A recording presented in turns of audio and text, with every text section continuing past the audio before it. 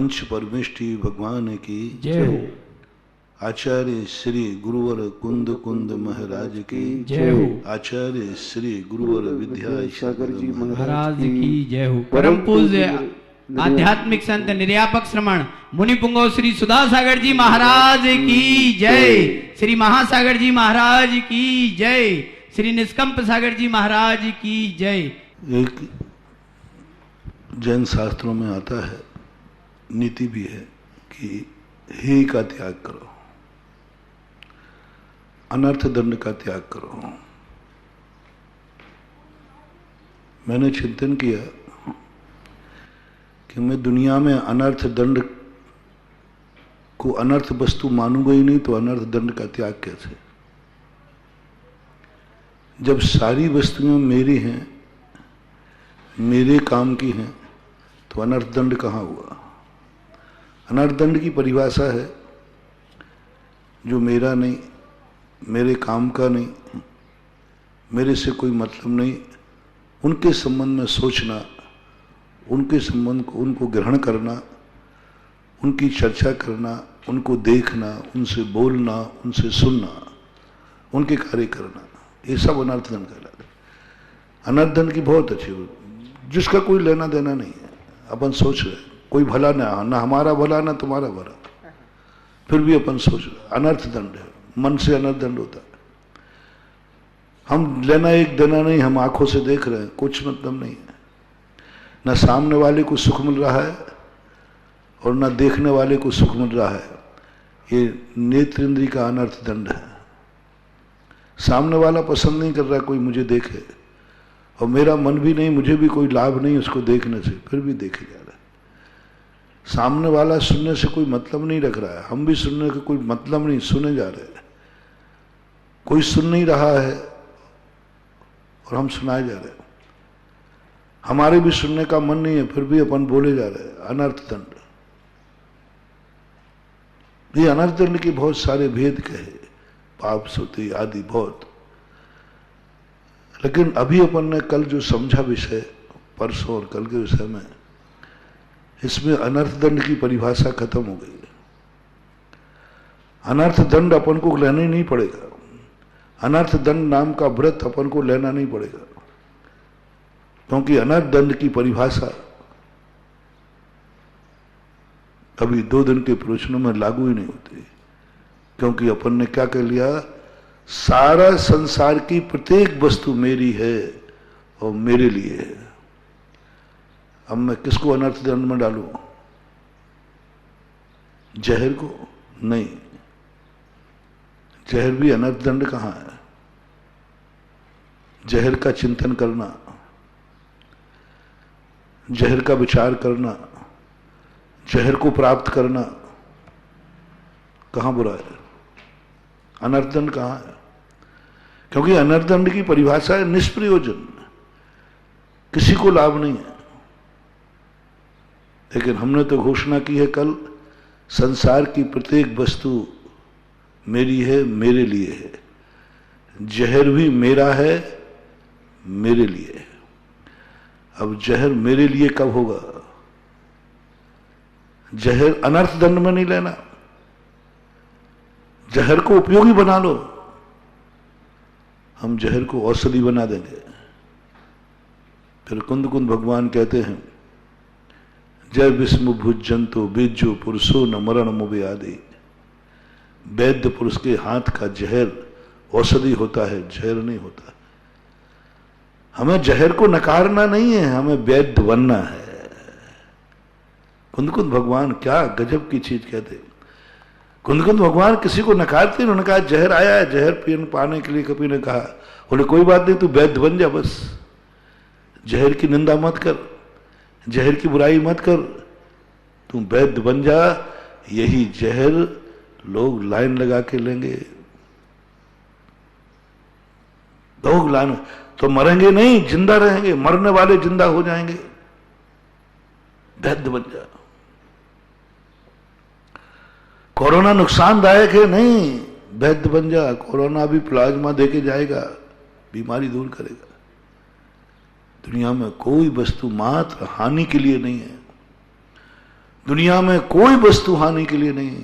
व्यापक दृष्टि से देखो, मुझे तो अनर्थ दंड कुछ दिख ही नहीं रहा कल से, कोई वस्तु है नहीं दिख रही। जिस वस्तु को देखते हैं उसमें गलती हमारी है, जहर की नहीं।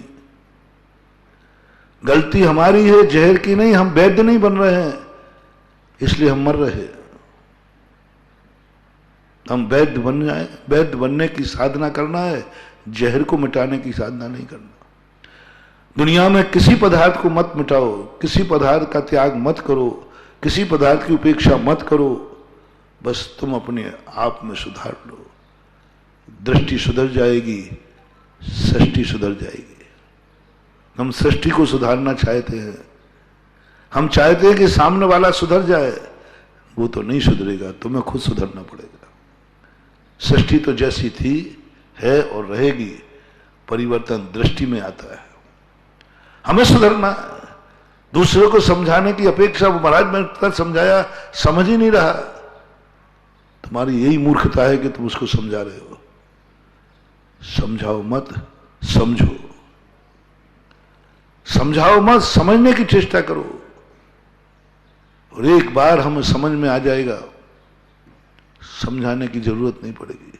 मूर्ख वह नहीं है जो नहीं समझ रहा है, मूर्ख वह है जो तुम स्वयं नहीं समझ रहे हो। अपन कहते हैं देखो इतना समझाने पर भी नहीं आया लाइन पर, मूर्ख तुम हो जो उसको नहीं समझ पाए। नेचर समझो दुनिया का, आनंद ही आनंद है। हर वस्तु का नेचर समझ जाओ, इसका नेचर ही ऐसा है, ये ऐसा करेगा ही करेगा। अब कोई फर्क नहीं पड़ता, अब कोई उसकी कोई फर्क नहीं पड़ेगा। अपन कहते हैं ना भैया इसका तो स्वभाव ये है, फिर कोई उसकी बात का केयर नहीं करता क्योंकि इसका नेचर है। हमें जहर का नेचर समझना है। प्रकृति एक मां है, प्रकृति कभी भी कोई हानिकारक चीज नहीं बनाती, कभी नहीं बनाई। प्रकृति में है तो वो कोई ना कोई गुण लेकर के उपस्थित हुआ है। वैष्णव दर्शन लोग मानते हैं, अन्य दर्शन लोग मानते हैं, सब भगवान की मेहर से है। ऐसा कहने वाला व्यक्ति को तो और महान शक्ति मिल गई। भगवान कभी गलत चीज नहीं बनाता,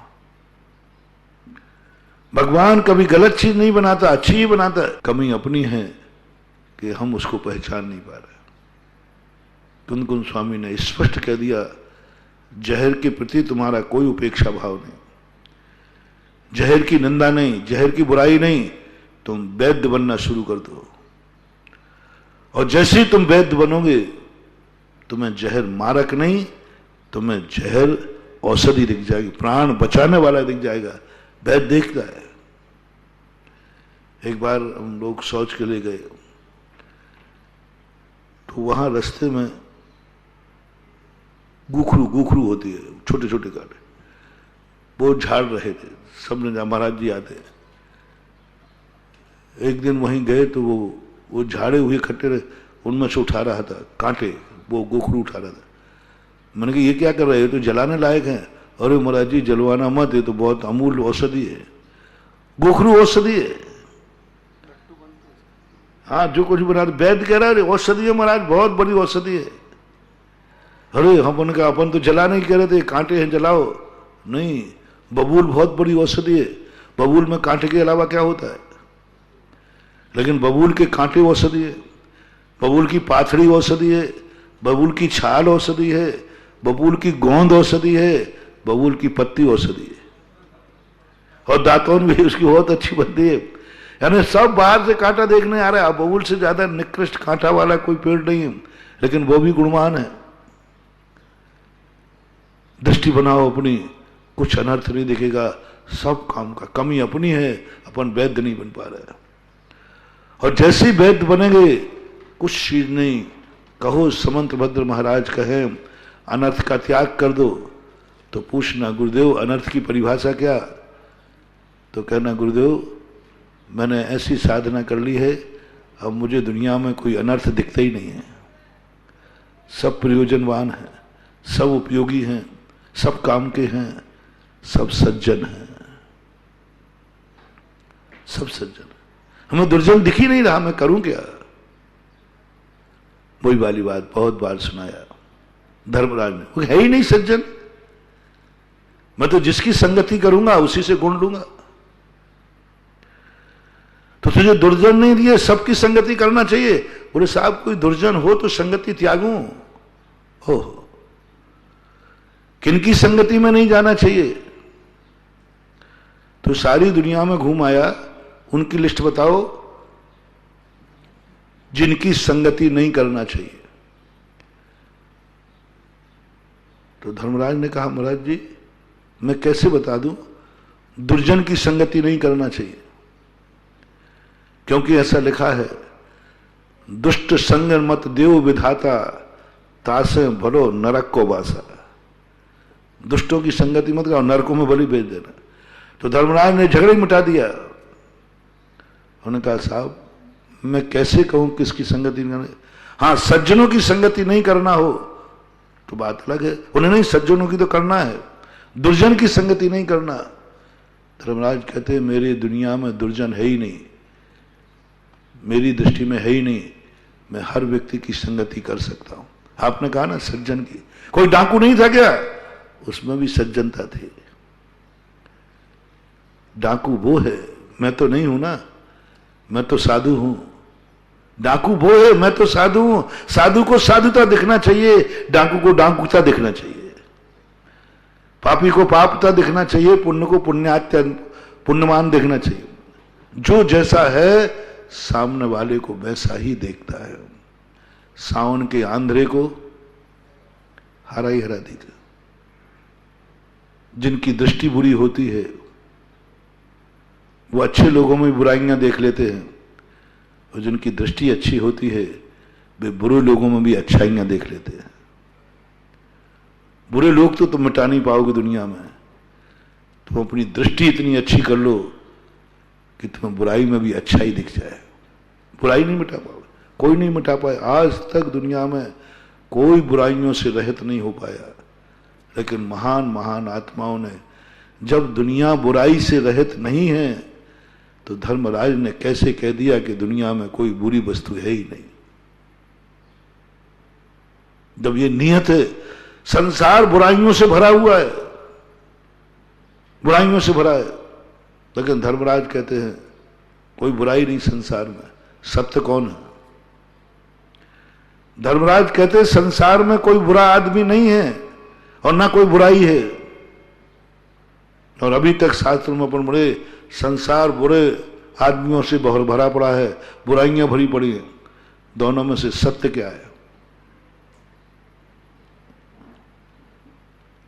सत्य ये है कि संसार बुराइयों से भरा है,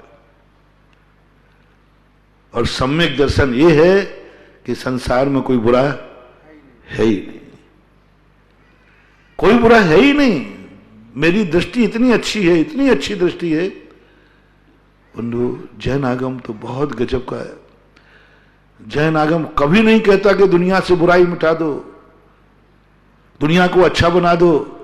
जैन दर्शन कहता है अपनी आंख को अच्छा बना लो, अपनी आंख को अच्छा बना लो।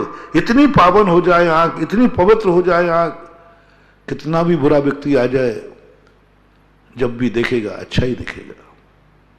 द्रोणाचार्य भी शिष्य की अनुभूति सुनकर स्तब्ध रह गए। बोले धर्मराज क्या बोलते हो? हाँ गुरुदेव, मैंने तो किसी में बुराई दिखी नहीं। तो क्या बुरा दुनिया में नहीं है? ये तो आप जानते हो। क्या दुनिया में कोई बुरा नहीं है? बोले तो आप जानते हो, मुझे नहीं दिखा बुरा।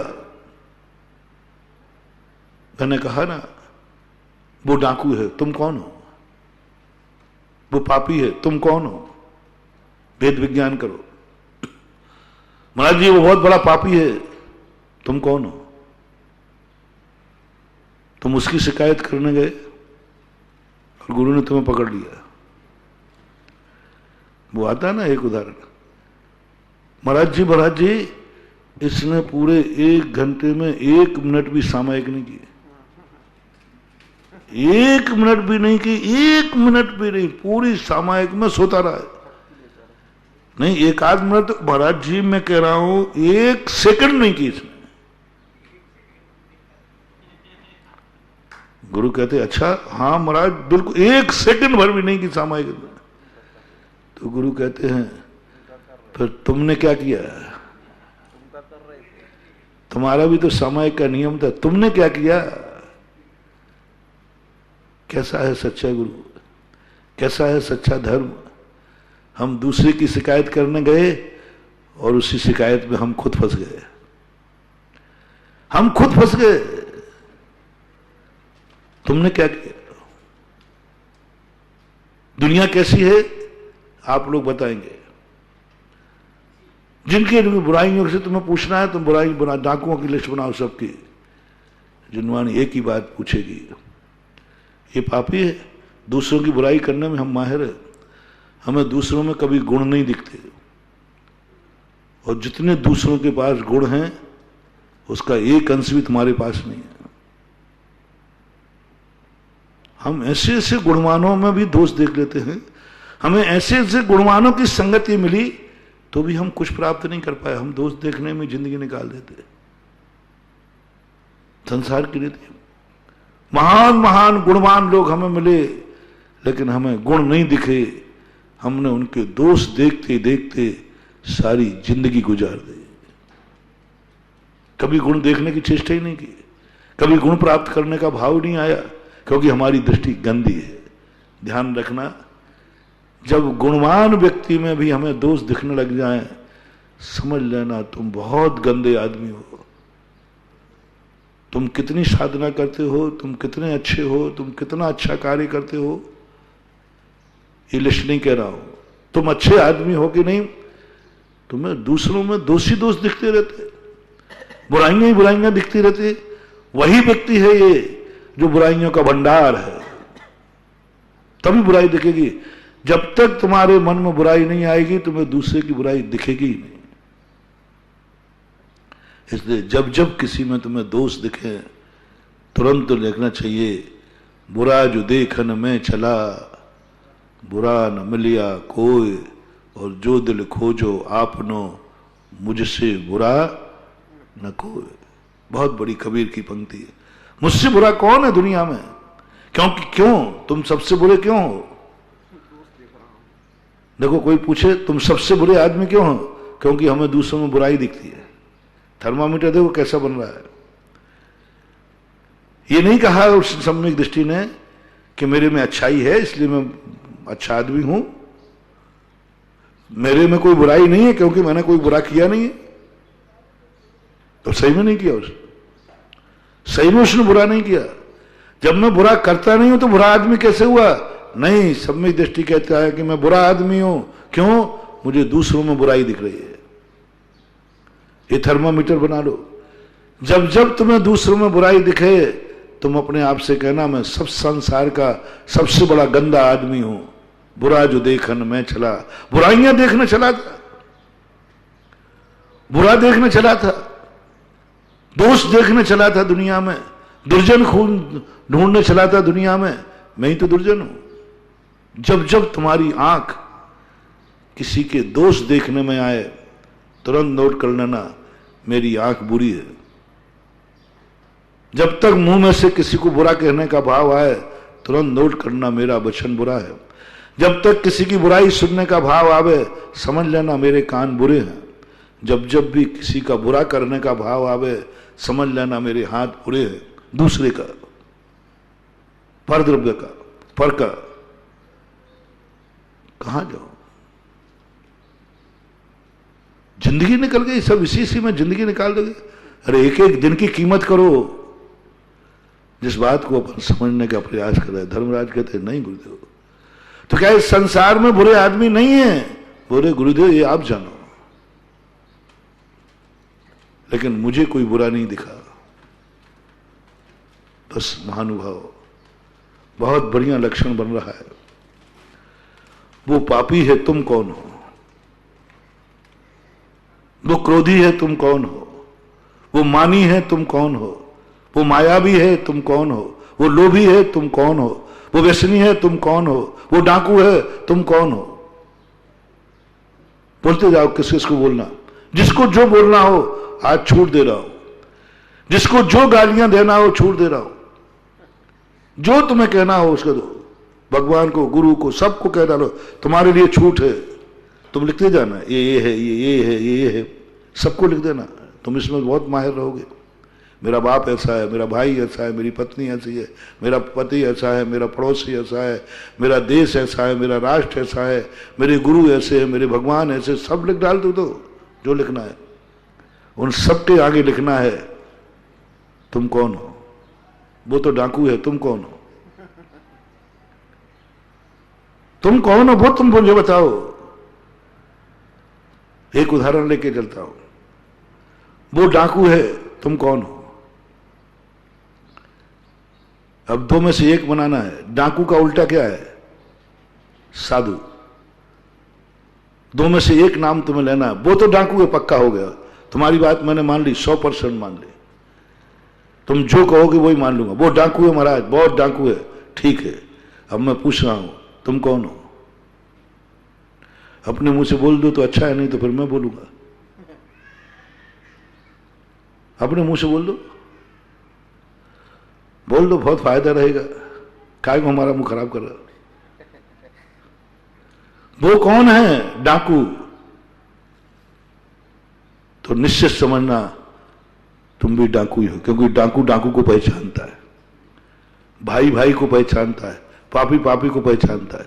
एक बार कहीं महाराज जी इसमें इतने बहुत घोटाला किया है।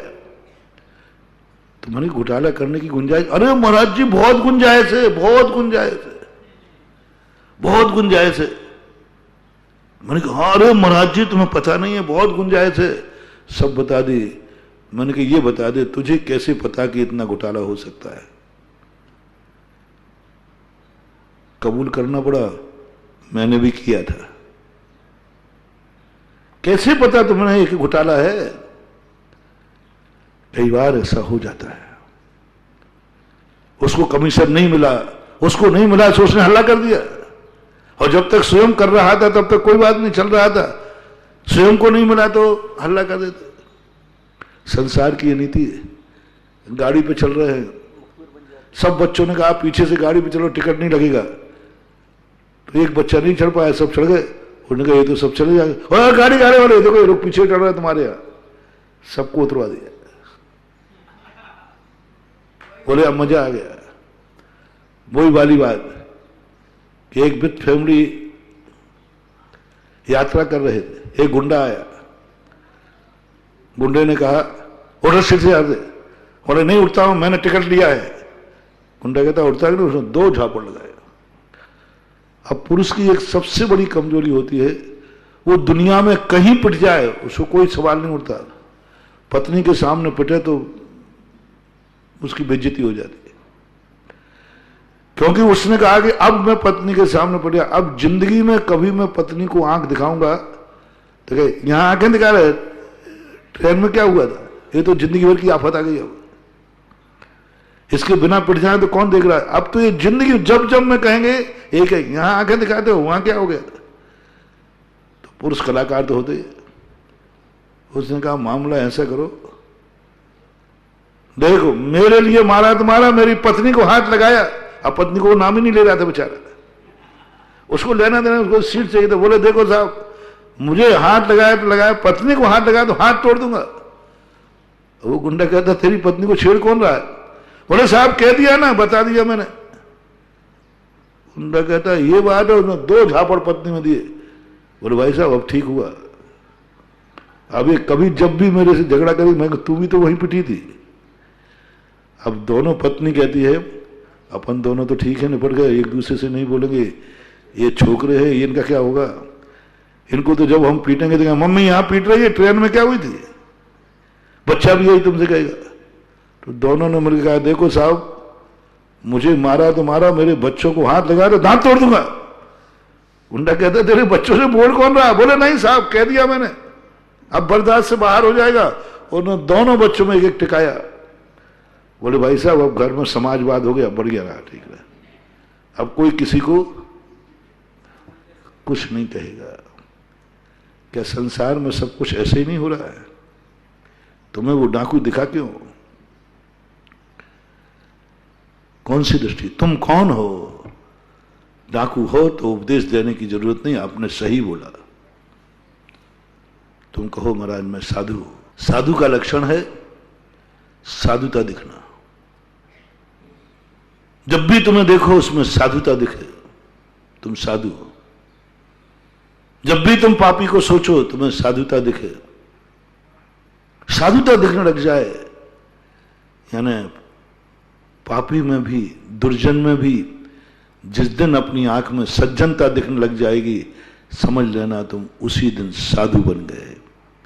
सज्जन के सज्जन मानना ये साधुता का लक्षण नहीं है। सज्जन को सज्जन मानना ये साधुता का लक्षण नहीं है। ये तो सभी मानते हैं सज्जन पुरुष हैं, ये सज्जन पुरुष है, बहुत अच्छे पुरुष हैं। अच्छे पुरुष में अच्छाई दिखना ये साधुता नहीं है। दुर्जन भी सज्जन दिख जाए, दुर्जन क्रूर कुमार्ग रथों पर क्षोभ नहीं मुझको आवे, साम भाव रखूं मैं इन पर ऐसी परिणति हो जाए। दुर्जन सब, सज्जन पे नहीं। ध्यान रखना, सज्जन पे गुस्सा मत करना। कौन करता है? सज्जन से दुर्व्यवहार मत करना। कौन करता है? दुर्जन क्रूर कुमार्ग रथों पर। दुर्जन में भी तुम्हें सज्जनता नजर आ जाए, उसी समय गुरु ने धर्मराज की उपाधि दे दी। तुम धर्मराज हो दुष्टुर। क्यों? तुम्हें हर दुर्जन सज्जन दिखा और तुमने क्या बोल दिया? संसार का हर व्यक्ति संगति के योग्य है, हर व्यक्ति की संगति की जा सकती है, क्योंकि कोई दुर्जन है ही नहीं। मेरी दृष्टि तो सज्जन है। हर जहर को सुरक्षित किया जा सकता, मेरी दृष्टि में औषधि है। तुम्हारी दृष्टि में होगा खूकरू का कांटा। वैद्य कहता है खूकरू का कांटा नहीं है, गुरखुरू का, ये तो औषधि है। तुम्हारे लिए होगा कुचला हानिकारक, वैद्य औषधि कहता है। तुम्हारे लिए है सेल्फास मारने वाली, लेकिन डॉक्टर तो कहता है सेल्फास औषधि है। सेल्फास कहाँ मिलता है? मेडिकल पे। मेडिकल में दवाई होती है कि जहर होता है? दवाई होती है। दवाई होती मेडिकल में, जहर नहीं होता। बचाने वाली चीज होती, मारने वाली चीज नहीं होती। वैद्य कहता है सेल्फास है, औषधि है। अज्ञानी कहता है जहर है। क्या गजब का धर्मराज ने कह दिया, साहब संसार में कोई भी वस्तु ऐसी नहीं है जो संगति के योग्य न हो, क्योंकि हर वस्तु हर व्यक्ति सज्जन है। ऐसे ही अपना दो, अनर्थ दंड मिटा दो इस दुनिया से। निष्प्रयोजन वस्तु के संबंध में रोक दो। तुम्हें जो सोचना, जम किंच विचिंतन तो नरी वित्ते हवे जदा साहू। तुम कुछ भी चिंतन करो, मन के अरे अनर्थ दंड में लिखा है। अनर्थ दंड में लिखा, क्या लिखा है अनर्थ दंड में? प्रभु उज्ज्वल नेमिचंद महाराज, तुम क्या कह रहे हो? जो कुछ चिंतन करो। हमारे रत्नदान साहब का चार में लिखा है, दुष्ट चिंतन मत करना, दूसरे के विनाश का चिंतन मत करना, पाप का विनाश मत करना, पाप का चिंतन नहीं करना, किसी को मिटाने का भाव नहीं करना। यही तो लिखा है ना? हाँ साहब, यही लिखा है, यही लिखा। निष्प्रयोजन किसी वस्तु को नहीं सोचना, यही तो लिखा है। तो तेरी दृष्टि में निष्प्रयोजन है कौन जिसके संबंध में तू सोचे? सारी सृष्टि मेरी है। अपनों के संबंध में सोचना भी क्या अनर्थ दंड है? अपनों के संबंध में सोचना भी क्या अनर्थ दंड है? अपनी वस्तु की सुरक्षा करना भी क्या अनर्थ दंड है? अपनी वस्तु के संबंध में विचार करना क्या अनर्थ दंड है? नहीं है, नहीं है। तो संसार की हर वस्तु मेरी है। अब तो आप संसार की हर वस्तु की सोचने की अनुमति दोगे? सुमंत भद्र ने यही कहा। अनर्थ दंड का एक सामान्य परिभाषा आप समझ जाएं, शास्त्रों की परिभाषा को गौण करके। अनर्थ दंड का व्यर्थ में तुम उनके संबंध में क्यों चिंतन कर रहे हो? क्या लेना देना तुम्हें? किसके संबंध में? किसके संबंध में? संसार में कोई पराया है ही नहीं, सब मेरा है। क्या मेरे का चिंतन करना बुरा है? नहीं है। Tick mark. किसको देख रहे हो? अनर्थ दंड कहता है जो तुम्हारा था नहीं, है नहीं, होगा नहीं, उसके संबंध में क्यों देख रहे हो? बोले है कहाँ दुनिया में जो मेरा नहीं है, सारी सृष्टि मेरी है, मेरों को देखना तो अनर्थ दंड नहीं है। बोले नहीं है। किससे बोल रहे हो? बोले मेरे से। किसके कार्य कर रहे हो? बोले मेरे के। सारी अनर्थ दंड नाम का एक व्रत अपन को खंडन करना है, समाप्त करना है। एक व्रत लेने के जब हम गुरु के पास जाएंगे तो गुरु कहेंगे अनर्थ दंड छोड़ दे, तो कहने अनर्थ दंड की पहले बताओ क्या है अनर्थ दंड। मैंने तो सारी दुनिया को अपना मान लिया है। एक तरीका सारी दुनिया को, बीच में एक आध को छोड़ के नहीं, फिर गड़बड़ हो जाएगा मामला। एक भी चीज, जैसे मैंने कंकड़ चींटी कीड़े मकोड़े सब मेरे हैं। अब उनके संबंध में तुम कुछ भी सोचोगे, आगम तुम्हें अनर्थ दंड नहीं कहेगा। जैसे मुनिराज से कहा कोई पाबंदी, तुम्हें जो सोचना हो वो सोचो, तुम्हारा मन जहां जाना चाहे वहां जाए। आप लोगों को मना किया कि मन पे कंट्रोल रखना, होटल में नहीं चला जाए, नहीं तो तुम सारी होटल निपटा दोगे बिना पैसे में, पेट भी नहीं भरेगा,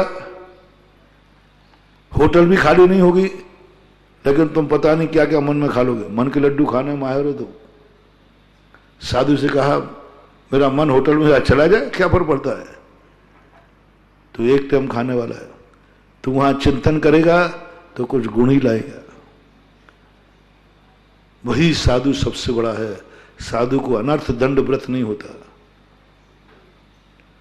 साधु का परिमाण व्रत नहीं होता, साधु का देशावकाश और देश व्रत नहीं होता।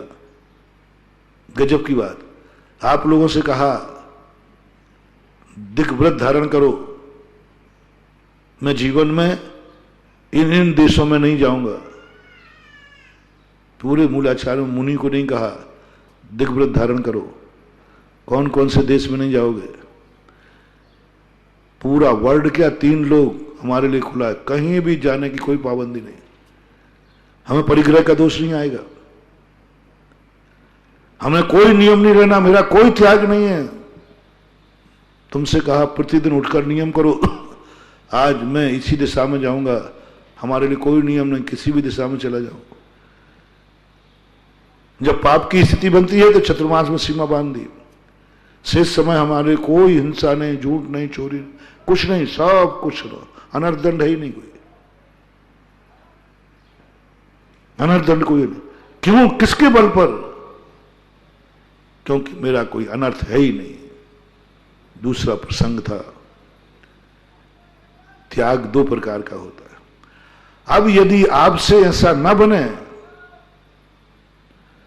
तो फिर अनर्थ दंड का पहला त्याग, अविरत सम्यक दृष्टि का त्याग कौन सा है? अनर्थ दंड। जो वस्तुएं मेरी हैं नहीं, थी नहीं, होंगी नहीं, इनका मैं त्याग करता हूं। जो मैंने खाया नहीं, खाऊंगा नहीं, मैं त्याग करता हूं। जो मैंने किया नहीं, करूंगा नहीं, कर भी नहीं रहा हूं, करूंगा भी नहीं, उसका मैं त्याग करता हूं। मैं विदेश गया नहीं, जा नहीं रहा हूं, जाऊंगा नहीं, मैं त्याग करता हूं। अनुपसेव्य का। दूसरे नंबर का, पहला व्यक्ति दुनिया में पहले उनकी दृष्टि बन गई, अब अनुपसेव्य यदि नहीं बनता है तो अनुपसेव्य त्याग करना है। दूसरा त्याग वो करना है जो प्राप्तव्य है लेकिन नुकसानदायक है। पहला तो वो त्याग करो जो था नहीं, है नहीं, होगा नहीं। व्यसन करना नहीं, त्याग करो। चोरी करना नहीं, त्याग करो। मांस खाना नहीं, त्याग करो। शराब पीना नहीं, त्याग करो। एक त्याग। दूसरा त्याग वो है इसी अनर्थ दंड का दूसरा रूप। कोई वस्तु ऐसी है जो प्राप्त कर सकते हो, प्राप्तव्य है और प्राप्त है। आज भी तुम प्राप्त कर सकते हो, कल भी कर सकते हो, तुम्हारी समर्थ है। ये पाप तुम कर सकते हो, ये वस्तु तुम खा सकते हो। तुम इतने जुगाड़ू हो, हां, तुम इतने जुगाड़ू हो कि तुम दुनिया की हर वस्तु प्राप्त कर सकते हो।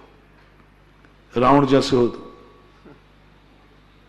रावण कहता है मुझे कौन सी वस्तु असंभव, ऐसे तुम प्राप्त कर सकते हो। लेकिन चिन्वाणी कहती है प्राप्त तो कर सकते हो, तुम्हारी बहादुरी है, लेकिन इससे लाभ है या हानि है? लाभ है या हानि है? बोले हानि है, छोड़ दो। जरूर नहीं कि जो जो चीज हम प्राप्त कर ले वो प्राप्त करना ही चाहिए, छोड़ दो इसको। लाभ है, तुम प्राप्त कर सकते हो, लेकिन हानि है, नुकसानदायक है। कौन सत्वसन नहीं कर सकता? सम्यक दृष्टि सत्वसन नहीं कर सकता क्या? असमर्थ है वो? कर सकता है, लेकिन नुकसानदायक है, पतन के कारण है, गर्त में ले जाने वाले हैं। तो सम्यक दृष्टि उन प्राप्तव्य वस्तुओं को छोड़ देता है जो उसकी जिंदगी के लिए हानिकारक होते हैं। हानिकारक, बहुत हानिकारक है। प्राप्त होते ही हमारा सब कुछ मिटा देंगे, इज्जत भी मिटा देंगे, हमारा धन भी मिटा देंगे, हमारी जिंदगी सब कुछ मिटा देंगे। प्राप्त कर सकता हूं मैं, मर्डर कर सकता हूं उसका, लेकिन मैं सब मिट जाएगा मेरा, मुझे जेल में जाना पड़ेगा। मत करना। मर्डर तुम कर सकते हो, समर्थ है, कुशलता से कर लोगे, लेकिन हमारा सब कुछ खत्म हो जाएगा, मुझे जेल जाना पड़ेगा, नहीं करूंगा। शराब पी सकते हो, पीने की समर्थ है, पैसा भी है, धन ही दौलत है, लेकिन ये मुझे नाली में गिरा देगी, मेरी बुद्धि विकसित कर देगी, नहीं पीऊंगा। कितने कार्य हैं जो हम कर सकते हैं, लेकिन नहीं करेंगे, क्योंकि वे नुकसानदायक है, बहुत नुकसानदायक। तीसरा त्याग वो करता है व्यक्ति, उन चीजों का त्याग क्रम से जो वस्तुएं नुकसानदायक नहीं है, प्राप्तव्य है। अब यहां से शुरू होती है वृत्ति की कहानी, यहां से शुरू होती है धर्मात्मा की कहानी। पाप को छोड़ना धर्मात्मा की निशानी नहीं है, पापियों की संगति छोड़ना मात्र धर्मात्मा की निशानी नहीं है। नुकसानदायक पापों को छोड़ना ये धर्मात्मा की निशानी नहीं है, ये सज्जनता है, नैतिकता है, कुलाचार है। नैतिकता है, कुलाचार है, सज्जनता है। देखो ये व्यक्ति बहुत सज्जन है, विवेकवान है, इनसे कभी गलत कार्य होते ही नहीं जिससे नुकसान हो, गलत कार्य करते ही नहीं, क्योंकि इनको विवेकवान है। ये गलत खाते नहीं, ऐसी चीज कोई नहीं खाते जिससे नुकसान हो, ऐसा कोई बोलते नहीं जिससे नुकसान हो, ऐसा सुनते नहीं जिससे नुकसान हो, ऐसा देखते नहीं जिससे नुकसान हो, ऐसा सोचते नहीं जिससे नुकसान हो। ये बहुत विवेकवान है, सज्जन पुरुष। ऐसे पुरुष को सज्जन कहना। यदि तुमने संसार की हर बुराई को छोड़ दिया है, हर पाप को छोड़ दिया है, तो तुम सज्जन बन गए, साधु नहीं बने, साधु नहीं बने, धर्मात्मा नहीं बने, सज्जन हो, क्योंकि तुमने हर बुराई को छोड़ दिया। महाराज मेरी जिंदगी में कोई बुराई नहीं, आप सज्जन आदमी हैं, आप भले आदमी हैं, नैतिकता आप में है। महाराज जी धर्मात्मा कह दो ना, नहीं, धर्मात्मा नहीं कहूंगा। संसार की एक बुराई जिसमें नहीं है, मन से नहीं, वचन से नहीं, काया से नहीं, बुराई नाम की चीज तुम देखोगे नहीं, उसमें कोई बुराई नहीं। संगति भी बुरे लोगों की नहीं है, सब बुराइयां खत्म हो गई उसकी, अच्छाइयों से भरा है। जिसका मन अच्छा, जिसका वचन अच्छा, जिसकी काया अच्छी, जिसका कृत्य अच्छा, सब कुछ अच्छा ही अच्छा है। पर इसको ना तो हम धर्मात्मा कहेंगे, ना इसको साधु कहेंगे। ना ये साधु है, अच्छाइयों से भरा है, बुराइयों से खाली है, तो भी सज्जन है, नैतिक है, देव पुरुष है, सब टाइटल दे दूंगा। साधु नहीं है, धर्मात्मा नहीं है। साधु और धर्मात्मा की शुरुआत कहां से होती है? अच्छी आंगियों में से कम करना है। जो तुम अच्छा सोच रहे थे ना, सबके सब बुरा नहीं सोच रहा था, सबकी अच्छाइयां सोच रहे थे। अब उन अच्छाइयों का भी सोचना बंद करो। तुम अच्छा देख रहे थे, बुरा नहीं देख रहे थे, धर्मात्मा बनने का है। अब अच्छे लोगों को भी देखना बंद करो थोड़ा। बुरे को तो त्याग ही दिया, सज्जन तो बन ही गया। साधु अच्छे लोगों को भी देखना बंद करता है। अब तुम खुद को देखना चालू करो। अच्छे लोगों को देख देख करके क्या जिंदगी निकालोगे? धर्म कहता है सज्जन बनकर हम अनंतों बार सज्जन बने, लेकिन फिर भी हमारा कुछ भी कल्याण नहीं हो पाया, क्योंकि हम बुरे को छोड़कर अच्छे के चक्कर में पड़ गए, हम पाप को छोड़कर पुण्य के चक्कर में पड़ गए, हम दुर्जन को छोड़कर सज्जन के चक्कर में पड़ गए। आखिर है तो पर ही चक्कर ही है। हम बुरे को छोड़कर अच्छे के चक्कर में पड़ गए। हम बुरे का नहीं सोच रहे, अच्छे व्यक्ति का सोच रहे। हम बुरा नहीं कर रहे, अच्छा नहीं कर रहे। तो जैनागम कहता है नरक नहीं जाओगे, स्वर्ग जाओगे। नरक और स्वर्ग दोनों पर्याय हैं। नरक नहीं जाओगे, स्वर्ग जाओगे। जाओगे, रहे तो संसार के संसार में, रहे तो संसार के संसार में। क्या पाया तुमने? खाक तो तुम हो ही जाओगे। बस इतना है, गरीब मरेगा। जन्म के अंगना अलग अलग हैं, मरण का मरघट एक। जाओगे कहां? वही मरघट में।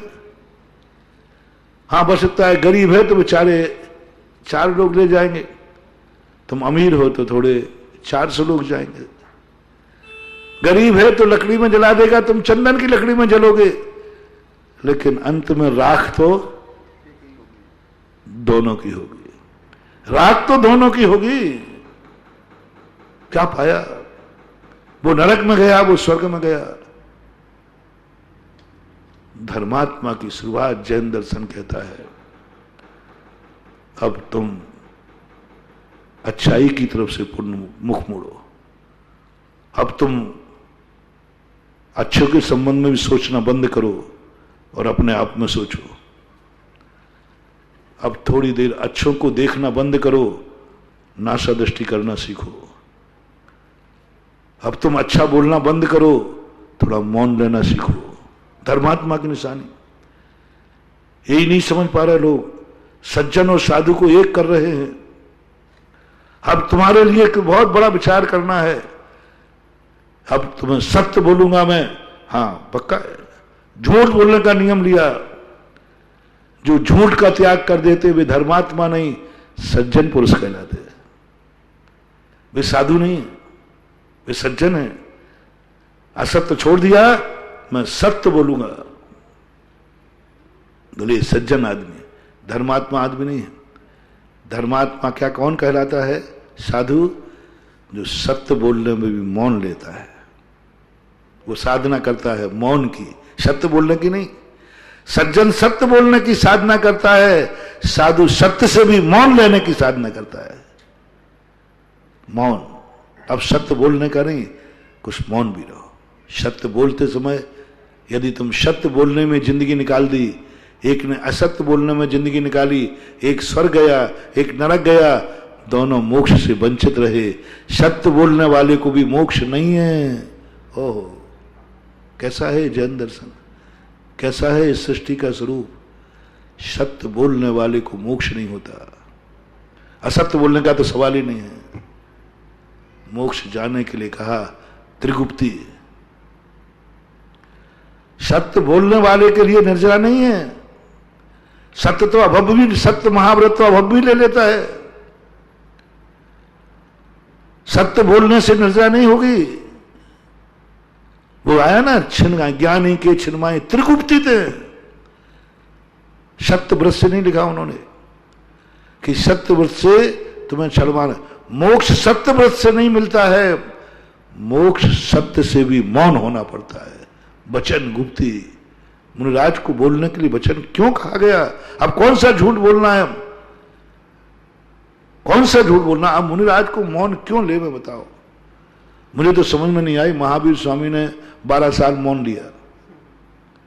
1000, अरे क्यों? कौन सा बुरा? उनके मुख से तो जो शब्द निकलता था जगत कल्याणी निकलता। कोई अशुभ शब्द प्रभु के मुख से नहीं निकलता।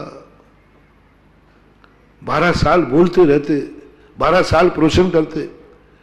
1000 बार तक ऋषभ देव को नहीं,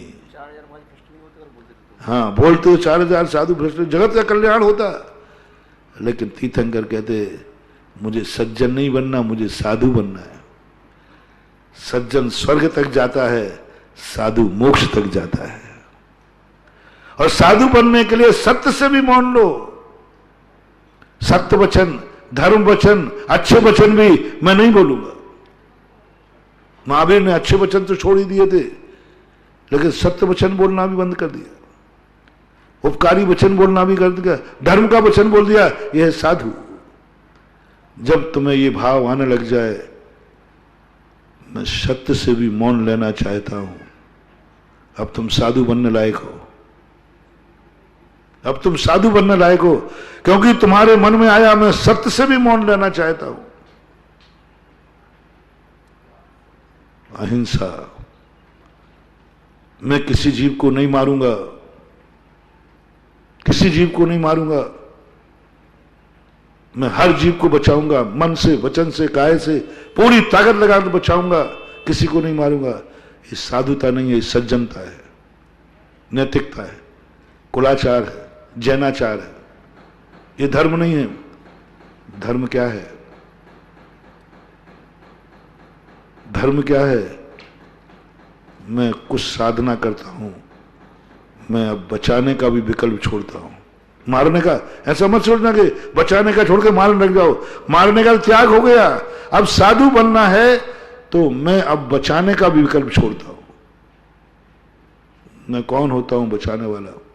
सारी जिंदगी दूसरे जीवों को बचाते बचाते निकालते हैं, वे स्वर्ग तक जाएंगे। जो सारी जिंदगी दूसरों को मारते मारते निकालते हैं वे नरक जाएंगे, और सारी जिंदगी जो बचाते बचाते निकालते हुए स्वर्ग जाएंगे। दोनों को मोक्ष मिलने वाला नहीं है। मोक्ष किसे मिलेगा? जो बचाने से भी विराम लेता है। अब मेरी मचाने में भी कोई रुचि नहीं है। पूज्यवर भट्टकर महाराज ने मूलाचार में कहा, उस श्रवण की ऐसी प्रशंसा की, उस करुणा निधान की ऐसी प्रशंसा की, संत हृदय नवनीत समाना, हिरण तीर से घायल होकर महाराज की गोदी में गिर गया। महाराज ध्यान में बैठे, चीख रहा है, बचाने का भाव खत्म हो गया। तीर निकाल के बच जाता, मर रहा है वो, बचाने का भाव खत्म हुआ। वही तीर्थंकर जब सज्जन थे, नाग नागिन को बचाने पहुंच गए, और वही तीर्थंकर जब साधु बने तो बचाने के संबंध में मौन ले लिया, मौन ले लिया। वही तीर्थंकर है, जब वो साधु नहीं थे, सज्जन थे, नैतिक थे, तब नाग नागिन को बचा लिया, और जब साधु बने बचाने से मौन ले लिया। किसी को नहीं बचा रहे, दुनिया मर रही, दुनिया चिल्ला रही है, महाराज देखते जा रहे। तीर्थंकर के सामने यदि कोई, अब देखना गृहस्थ अवस्था में जब वो थे तब कितना बचाने का भाव कर रहे थे, नाग नागिन को बचाने उतर गए। और मुनि बनने के बाद यदि कोई तापसी लक्कड़ काट रहा, ताप रहा हो, और नाग नागिन मर रहे होते तो पारसनाथ क्या करते? मुनि अवस्था में, गृहस्थ अवस्था में बचा रहे, और मुनि अवस्था में कुछ नहीं करते। अब उनको बचाने का भी विकल्प नहीं है, बचाने का विकल्प नहीं। अब वो हिरण पड़ा है, कोई बचाने का विकल्प नहीं। साधुता वहां शुरू होती है। बिना दी हुई वस्तु हम ग्रहण नहीं करेंगे, ये सज्जनता है, ये साधुता नहीं, ये धर्म नहीं है। हम दी हुई वस्तु को भी सीमित करता हूं, दी हुई वस्तु भी नहीं लेंगे, लोग दे रहे हैं तो भी नहीं लेंगे। ये साधुता वहां से शुरू होती है। अदत्ता दानम स्त्रियम का अर्थ सज्जनता है। वस्तु दे रहा है तो भी नहीं लूंगा मैं, ये साधुता है। ब्रह्मचर्य, सब कुछ अनैतिक छोड़ देना, स्त्री का त्याग कर देना, ये सज्जनता है। नहीं, त्याग का सवाल ही नहीं है। हमारे मन में इच्छाएं ही नहीं उठेंगी, हम अपने आप में ब्रह्म स्वरूप में लीन होते हैं। परिग्रह में ऐसे लगा लेना, सब में ऐसे लगा लेना, पुण्य से हटो। पर वस्तु के लिए हम ग्रहण का नहीं करेंगे, यहां तक कि अच्छे लोगों की भी संगति नहीं करेंगे। बुरे की छोड़ दिए, मैं अब अच्छे की संगति भी नहीं करूंगा। धीरे धीरे करके मैं भगवान की संगति भी छोड़ता हूं, मैं मंदिर जाना छोड़ता हूं, भगवान की संगति छोड़ता हूं, भगवान का नाम छोड़ता हूं, साधुता प्रकट हो जाएगी। पुण्यात्मा की भी संगति छोड़ो। जो साधु महात्मा अच्छे लोगों की संगति करता है वो साधु नहीं, वो सज्जन है। और जो अच्छे लोगों की भी संगति छोड़ने का भाव करता है, इसलिए साधु को देव दर्शन का नियम नहीं होता, साधु को नमोकार मंत्र पढ़ने का नियम नहीं होता। कोई जरूरत नहीं है, कोई जरूरत नहीं। किसी भी कार्य में नमोकार मंत्र नहीं बताया हम लोगों को अच्छे साधु के लिए। उन्होंने कहा नहीं, पापियों के नाम तो तुम्हें लेना ही नहीं, पुण्यात्मा का नाम भी लेना बंद करो, जाप बंद करो, आत्मा का ध्यान करो। साधुता वहां प्रकट हो जाती है। और वो साधुता हमें प्रकट करना है जहां हमारे पुण्य से भी हम, सारी दुनिया हमें देने को खड़ी है लेकिन हमें नहीं लेना है। कल का प्रवचन यही छूटा था, सारी दुनिया देने को, जो नहीं दे रही है उसका त्याग करना सज्जनता है, जो नहीं मिल रहा है उसका त्याग करना सज्जनता है, साधुता नहीं है, धर्म नहीं है। सारी दुनिया तुम्हें दे, महाराज आपको कोई चोरी नहीं करना। श्रावक कहता महाराज जी आपको क्या दोष लग रहा है, मैं दे रहा हूं, खुशी से दे रहा हूं, आपको लेने में क्या तकलीफ है, भक्ति से दे रहा हूं, श्रद्धा से दे रहा हूं। सज्जन तो यही कहेगा, तुम्हारा सज्जन तुम्हारा मेहमान रिश्तेदार होगा तो अरे भाई बड़ी मुश्किल से बनाई है साहब, थोड़ा तो लो, तो वो ले लेगा, क्योंकि वो सज्जन है, तुम्हारा मन रख देगा, तुम्हारी भावना रख देगा। सज्जनता जब जब आएगी तब भावना फलीभूत होगी, और साधुता जब जब आएगी तब साधना फलीभूत होगी। दे रहा है, भक्ष है। साधुता कहां से शुरू होती है? सज्जनता ने अभक्ष का त्याग कर दिया, अभक्ष नहीं खाऊंगा।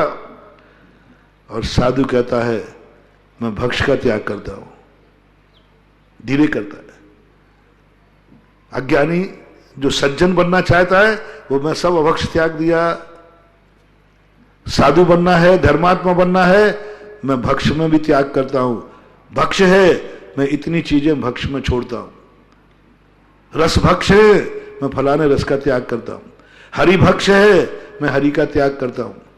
घी भक्ष है, आज मैं घी नहीं लूंगा। नमक भक्ष है, मैं नमक नहीं लूंगा। मीठा भक्ष है, मैं भक्ष नहीं लूंगा। भक्ष में त्याग। मैं रात्रि भोजन नहीं करूंगा, सज्जनता है। मैं दिन में भी एक टाइम करूंगा, साधुता है। रात में खाना अभक्ष है, मतलब पाप है, लेकिन दिन में खाना तो पाप नहीं है ना। इसमें से कटौती करो, एक टाइम। जितने धर्मात्मा होते हैं वे रात्रि भोजन तो त्याग है ही, दिन में भी त्याग। अब दिन में भी त्याग करना, ये साधुता शुरू हो गई, साधुता शुरू हो गई। रात में पानी नहीं पीना, दिन में पानी पीना, सज्जनता है। लेकिन मैं पानी नहीं पीऊंगा, धर्मात्मा है, धर्मात्मा है। अभक्ष नहीं खाऊंगा, शराब नहीं पीऊंगा, मैं दूध भी नहीं पीऊंगा, तपस्वी है। मैं दूध भी, शराब का मना किया, दूध भी नहीं पीऊंगा, तपस्वी है। तब चालू हो गए, साधुता ऊपर बढ़ने लगी। मैंने पूरी साधुता में देखा, जितनी जितनी साधु की साधना बढ़ी सब शुभ त्याग से बढ़ी, अच्छी वस्तु के त्याग से बढ़ी, अच्छे खान पान से त्याग। अच्छा खान पान त्याग रहे हैं, अच्छा खान पान शुद्ध 16 का बना हुआ श्रावक बना रहा है, वो त्याग कर देते साधु। कितनी भावना, कितनी मेहनत से बनाता है, और वो दे रहा है। कोई चोरी थोड़ी कर रहे हैं, कोई डकैती थोड़ी कर रहे हैं, बड़े सम्मान के साथ दे रहा है। यदि साधु होगा तो तुम्हारी भावना का ध्यान नहीं रखेगा, अपनी साधना का ध्यान रखेगा। और थोड़ी बहुत जब भावना आ जाती है तो ध्यान रखना, मान हुआ ए श्राव को, ए धुर्रा, महाराज जी आज मां को जन्मदिन छे, कहीं कर इतना सा ले लो, वो क्या बोलते वो काटते ना केक, आज तो लेना ही पड़ेगा महाराज। क्यों? हमारा जन्मदिन है। अब देखना, साधना और भावना, साधु भी भावना में आ जाता है, लेकिन जब जब मैंने भावना, भाई मेरे नंबर कट गए। तुम्हारी भावना को जब जब मैं रखूंगा तब तक मेरे नंबर कटेंगे। तुम कैसे भगत हमारे फेल करा दो, कैसे भगत मेरे नंबर कम करा दो। और साधु जितनी तुम्हारी भावना का ध्यान नहीं रखेगा और अपनी साधना पर अडिग रहेगा, साधु का नंबर बढ़ेगा। बताओ मेरे प्यारे भक्तों, तुम मेरे नंबर बढ़वाना चाहते हो या घटाना चाहते हो? तो मुझे साधना करने दो, भावना नहीं, भावना नहीं, साधना। दे रहा है तो भी नहीं लेना, साधना है। सब कुछ शुद्ध तो ही बना है थाली में, साधु कहता है ये निकाल दो, ये निकाल दो, अशुद्ध नहीं। ये साधु की साधना है, ये साधुता है। साधु भक्ष में से भी निकालेगा कुछ ना कुछ, ये चीज निकाल दो। महाराज कोई अभक्ष थोड़ी है, इसमें लेने में क्या है? बोले साधु हूं, सज्जन नहीं हूं। अभक्ष होता तो सज्जनता आएगी। ये अभक्ष निकालो, सज्जनता है। ये भक्ष है फिर भी निकालो, साधुता है। किसी पाप घरों की तरफ नहीं जा रहा है, मंदिर की तरफ जा रहा है। मंदिर का भी त्याग करने का सोचा, आज मैं कहीं उठूंगा ही नहीं, ध्यान में बैठता हूं। मंदिर तो जाएंगे नहीं, साधुता आ गई। तीर्थ यात्रा को छोड़ दिया उसने, नहीं जाऊंगा तीर्थ यात्रा पर, ध्यान में बैठूंगा, साधुता आ गई। सुख की परिभाषा बनाना है तो आप लोगों का समय आपका हो गया है। अभी अपन समझेंगे। लोग कहते हैं महाराज जी चलो अशुभ की मैंने बात मान ली, कोई व्यक्ति दे रहा है तो वो तो लेने में क्या बाधा है? राजी खुशी से दे रहा है, अवभाग्य से दे रहा है, उसको तो ले सकते हैं। हाँ, आपने कह दिया किसी से वस्तु छीनना नहीं, जबरदस्ती लेना नहीं, दुखी करके लेना नहीं, लेकिन जब वो खुशी खुशी दे रहा है, आनंद के साथ दे रहा है, वो खुद चाह रहा है कि ये ले ले, तो हम ले सकते हैं। चर्चा करेंगे अपन इसी बात में। आज इतने कह के प्रणाम का समय महावीर भगवान के।